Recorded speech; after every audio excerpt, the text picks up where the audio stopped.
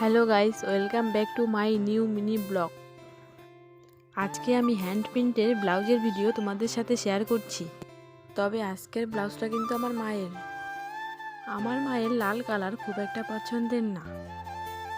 সেই জন্য মা বলল এই লাল ব্লাউজটার ওপর কিছু একটা আঁকিয়ে দে, যাতে আমি পরতে পারি। মা বলেছে বলে কথা, কিছু তো একটা আঁকিয়ে দিতেই হবে। কথা মতো ব্লাউজটা নিয়ে বসে পড়লাম। কলকা ডিজাইন এবং একটু অন্যরকম ধরনের কলকা ডিজাইনটা তোমরা বাড়িতে যে কোনো কালারের ব্লাউজের উপর করতে পারো। খুব সহজ কিছু ডিজাইনের মধ্যেই করেছি, যাতে তোমাদের অসুবিধা না হয়। এই যে তোমরা সাদা কালারটা দেখতে পাচ্ছ, এটা হচ্ছে ফেব্রিক অ্যাক্রিলিক কালার। 8 মানের 1 নাম্বার তুলিটা দিয়েই আমি সাদা কালারটা করেছি। তোমরা যে কোনো ব্র্যান্ডের তুলি ইউজ করতে পারো। ফার্স্ট ভাবলাম হলুদ কালার দিয়েই করব, পরে আবার ভাবলাম লালের মধ্যে সাদাটাই বেশি ভালো লাগবে, সেই জন্য সাদা কালার দিয়েই করছিলাম।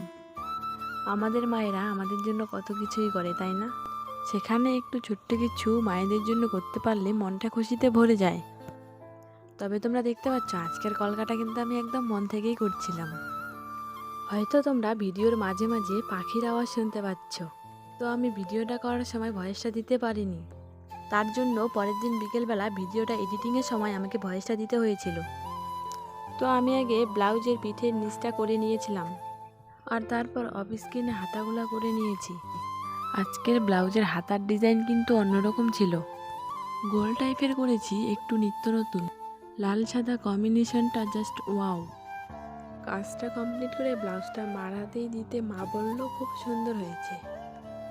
খুব সিম্পল কিছু স্টেপের মধ্যেই করেছি। আর এই ডিজাইনটা কার কেমন লেগেছে অবশ্যই কিন্তু কমেন্টে জানিও।